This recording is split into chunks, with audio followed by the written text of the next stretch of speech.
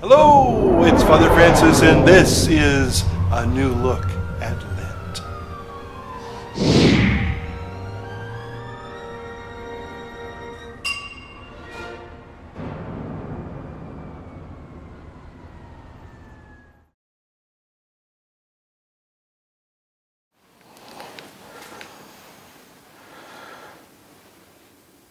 Hello there. It's Father Francis, the faith guy, and this is a new look at Lent.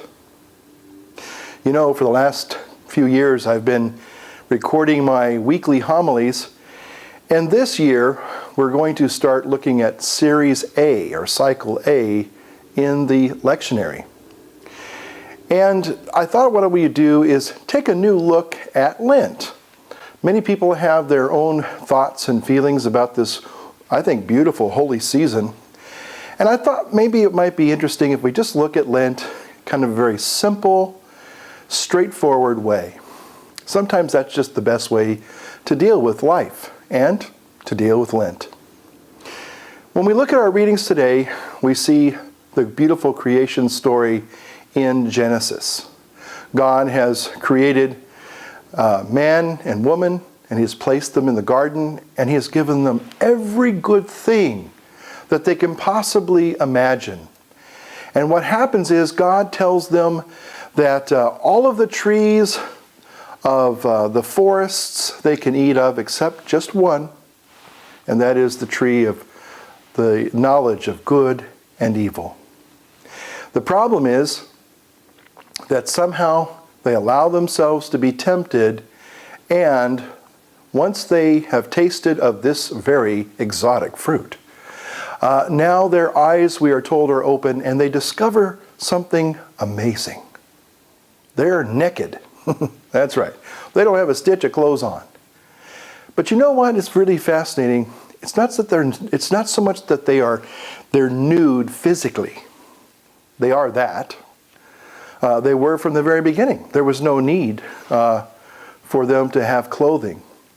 But when they opened up that door and through disobedience allowed this one phenomenon to come into God's perfect creation that had heretofore never existed, that was the reality of sin.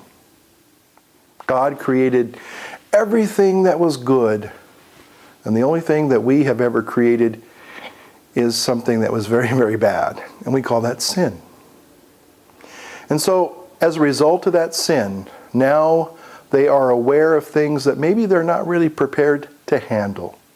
And so we are told that they are naked, and they begin to try to cover themselves. Isn't it interesting, I think, that the nakedness really goes a lot deeper. It truly isn't just skin deep. The nakedness that they are experiencing is what we call shame.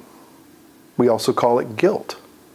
Because they recognize they broke not just a commandment, not just a rule, but they broke their friendship and their relationship with the Creator of all the universe.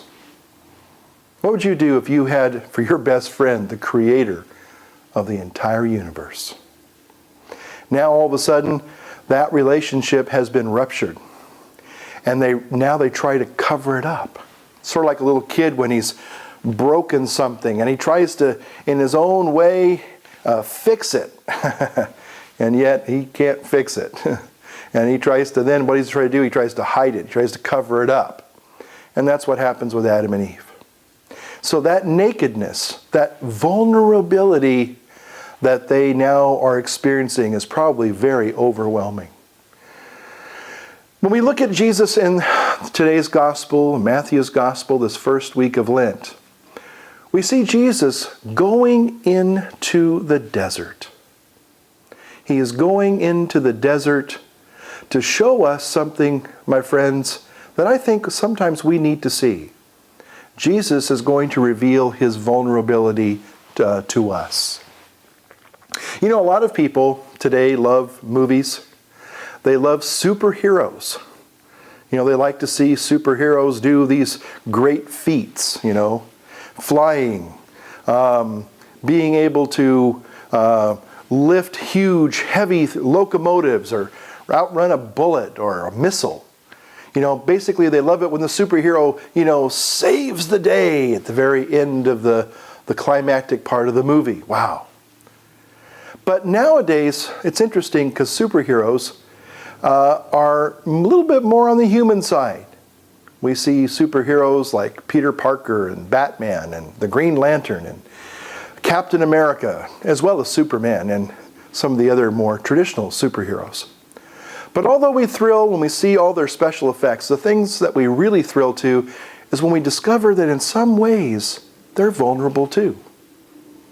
Peter Parker, yes, he's Spider-Man, but he's also a vulnerable teenager. He's got self-confidence issues, probably worries about acne, probably worries that girls won't like him, and so on and so forth. In one of the latest Batman movies, what's interesting is that Batman is now being seen as the villain. People misunderstand him. Now they boo him when they used to cheer him. Well, my friends, in some ways, Jesus, when he goes out into the desert, he shows us that he is exactly like us in all things but sin. But Jesus knows what it means to feel loneliness. He knows what it feels like to be hungry. Have you ever felt really, really hungry? You worked hard all day. And boy, you could sure use a nice meal. Your stomach is growling. You're thirsty. You're parched because you've been working in the hot sun or in the hot studio. And so, Jesus reveals this. He even reveals that, yes, even he can be tempted with all of the earthly things that we can. You see, what happened in the Garden of Eden was that God created some beautiful things. And all he did was put a few little stipulations on there. Like, you can see this beautiful tree, you can enjoy its beauty, but don't eat the fruit. That's all he said. That was the only commandment. Can you imagine? The only commandment. Don't eat the fruit. And we see Jesus being attracted, or the devil trying to use beautiful things, beautiful cities, beautiful power and wealth, and all of the things that go with, say, fame. Look at all of the movie stars that might start off kind of innocent and sweet and even kind of gullible and naive. Only later in life, they find that their lives are destroyed by that fame and that fortune. Because they were attracted to this beautiful, this concept of beauty. Unfortunately, there was a dark side to it. God has created beauty to attract us to his very self, because we are told that God dwells in this great heavenly beauty. We are told that the concepts of truth are beautiful. Beauty is truth and truth is beauty.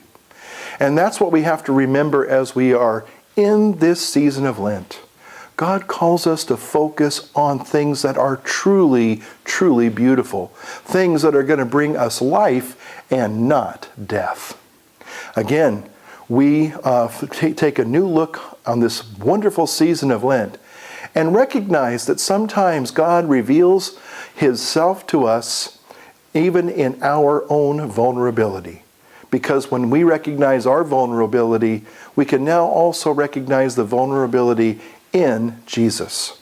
And with that comes a new understanding that we are not alone and that all we need to do is reach out to him. What's interesting at the very end of this gospel, it's a beautiful passage. We are told that our Lord is, he is wearied, and angels come and minister to him. My friends, believe it or not, our Lord longs for us to experience many of the things that he experienced. And sometimes when we're going through trials and difficulties, ministering spirits come and minister even to us. Maybe in the guise of our family and friends, maybe just in a nice letter from somebody out of the clear blue or a phone call. Maybe it's the beauty of a sunset.